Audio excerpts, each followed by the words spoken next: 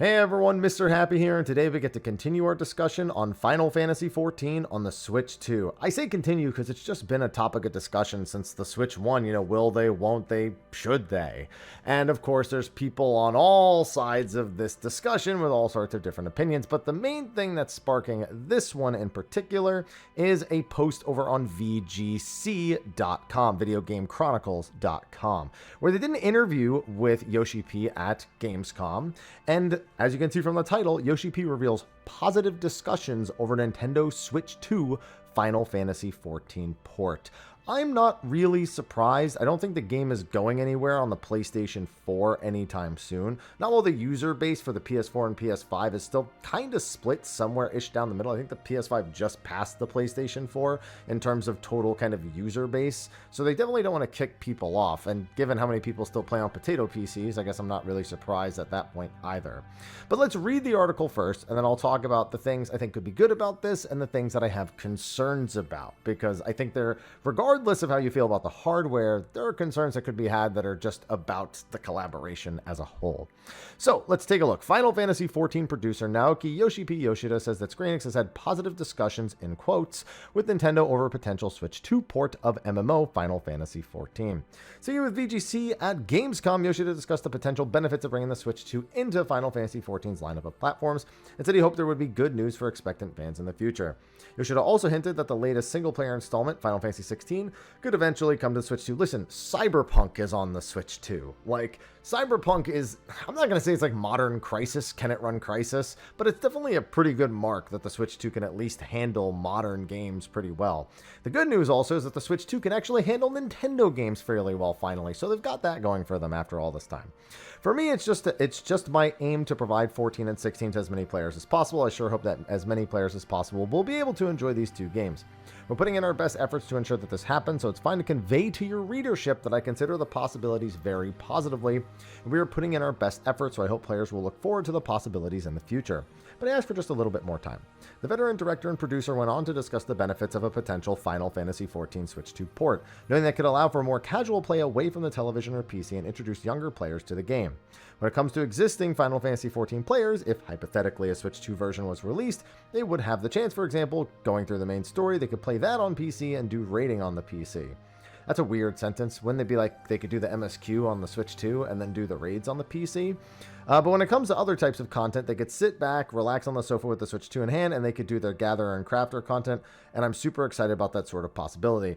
This is actually not the first time this kind of claim has been made, but more so by players. The Vita, though, you could play from the PS4 through the Vita, if I recall correctly, and a lot of people used to say that they would actually do their crafting and gathering content. I think it was using remote play specifically on the Vita, but it's not the first time that this has happened. But you know what's interesting? It says raid on the PC. I have done Savage with people playing on Steam Deck, and done my weeklies and re-clears that way. It's not entirely unfeasible. Heck, when I went to the very first fan festival, and while this isn't a mobile device, it certainly wasn't optimal, while waiting in the registration line, I watched someone do Titan Extreme holding their PC like this and just playing. If a player has the skills and the know-how to do those kind of things, they can easily do it on the Switch too. It doesn't really matter if it's an 8-inch screen or whatnot. Heck, in the mobile version, which this is not referring to, people do Savage on there, and it's largely on the mobile devices and not on an emulator playing it on a PC like I was doing. So it's really not all that out of the ballpark to assume that players could do raids on the Switch 2 as well. Do I think it's a good idea?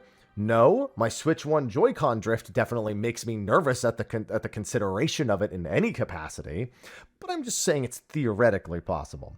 When it comes to players who haven't played 14 before, the younger generation players, if they started playing 14 on the Switch 2, of course being an MMO, it might be a new genre for them, and I'd be super excited to get these new players into the genre and enjoying the game as well. Yeah, I feel like... see, here's the thing. I'm not someone with any sort of marketing know-how when it comes to, the statistics on this kind of stuff. But I feel like more likely you would just see 14 players buy the Switch 2 version and play that. It's not like there's going to be a 0% adoption rate.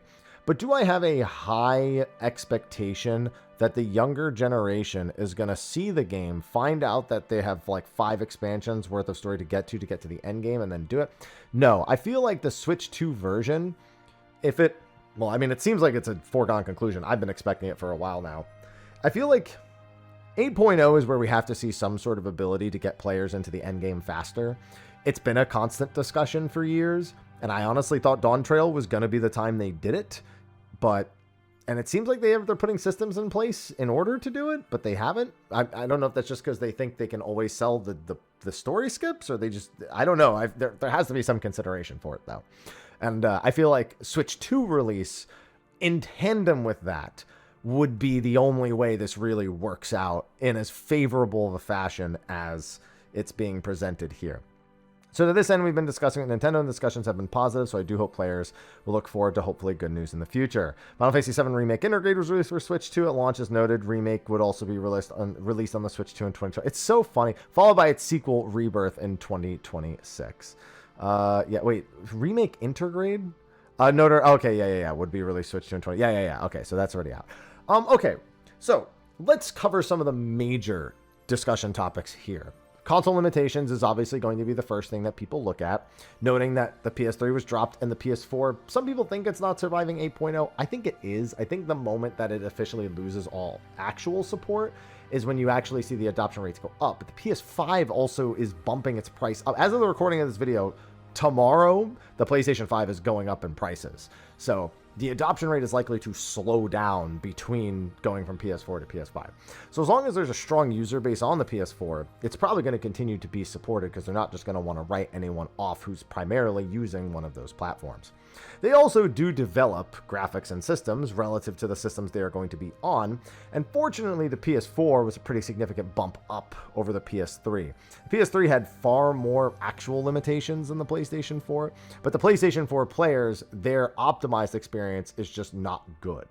So the question becomes, how does the Switch 2 actually stack up against the PS4? And as far as my understanding is, it's been a while since I've looked, the PS4 Pro CPU is like roughly on par with the Switch 2's CPU, but the GPU and its current more modern system supports like the DLSS and stuff, that is all supported on the Switch 2. So it's likely going to run okay. Again, if it can run Cyberpunk 2077 well, I'm not exactly expecting it to be bad in Final Fantasy XIV. With a bad CPU, the load is probably not going to be great. Like things like Hunt Trains, I imagine, are going to be pretty bad. Those can be bad even if you have a good system nowadays, just because sometimes it's not great having 400 or 500 people running around on a fresh expansion launcher, even like 100 to 200 people off of that time. So that can be rough even on a good system. So I'm not going to really blame the Switch 2 for that one. And it actually has modern like storage systems. So the load times would also be a decent bit better than the PlayStation 4. So from a hardware perspective, again, it's not really that hard to see why Final Fantasy XIV would likely be fine on it. I don't think that's going to stop the discussions in any way. I've also seen plenty of people, while I've been streaming and playing 14 mobile, ask if I thought the mobile version would hit Switch 2. When that, I mean, it's not like it couldn't, but it's A, not even outside of China yet. It's about a beta test in Japan, I'm pretty sure, and that's about it. And B, I don't think that's the version you want on the Switch 2. I think it's really made for mobile. I mean, and emulators, I guess, but really made for mobile and not really for the way. Although then again, their controller support is looking really good. They did release some footage of the controller support coming in patch 2.2, I believe that is. Besides, again, I just don't think Final Fantasy XIV is going to have any issues running on the Switch 2. Now, I do have other concerns. One, I don't know what it's like to work with Nintendo in terms of what they can actually present in the form of content and collaborations that they've done before. I don't know how much they allow the console owner to technically affect those things. I'm strictly ignorant and unaware. So I don't know if they would have to have those kind of talks with, like, I don't know if they have those talks with Sony and they have those talks with Xbox. I don't know if they have those talks with Nintendo when it comes to porting onto it, if there's any sort of limitations on that front. That's a potential concern because Nintendo is pretty, they're pretty strict when it comes to the way that things are done and presented on their console. I've also not really had great experiences with Nintendo's online experience. Yeah, we'll go with that. And so the actual effectiveness of their network support leaves me with a few concerns as well. But then again, I don't have a Switch 2. I don't know if it's gotten any better. I just know that my historic experience with Nintendo's online services has not been ideal. So if that bleeds over into 14, then that's also a potential problem. And I think that's really the main concerns that I have. I'm not really worried about any, again, hardware I'm not concerned about. As long as the PS4 is supported, then the Switch 2 is better than that. And people run the game on worse PCs anyway. I'm more concerned about the Windows 10 support ending than I am of anything else. But I guess only time will tell. But I also am not someone who thinks this is going to be like some crazy sort of surge of players coming from getting it onto the Switch 2 version.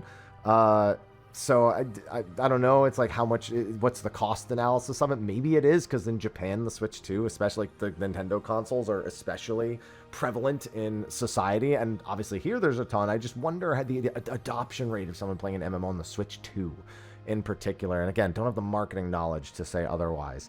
There was one other thing that I had on my mind that was concerning, but I guess it couldn't have been that important. Oh, I guess there's obviously people who are going to be like, oh, you know, we've got so many issues with the game and they're worried about the Switch 2. I am sure this has been a talk. As far as we know, they've been talking with Nintendo since the Switch 1 version, but it just didn't seem feasible. Similar with Xbox. For years, we used to hear about how Yoshi P and Phil Spencer were having talks about releasing an Xbox version like 6, 7 years ago. We did also hear sometimes why it would be difficult to actually do it. We're not hearing that here. So I think that this is very likely a FanFest announcement, and it's coming in 8.0.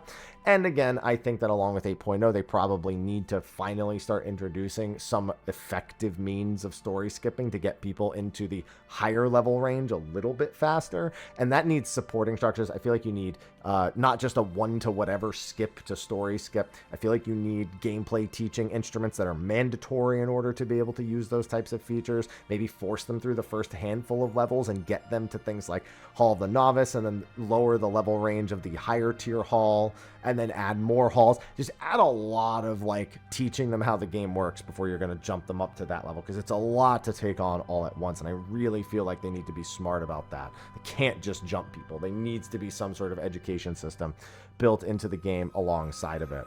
But either way, I think this will probably be an overall net positive for Final Fantasy XIV. However, I think those of us currently playing the game are more focused on what we currently want to see out of the game.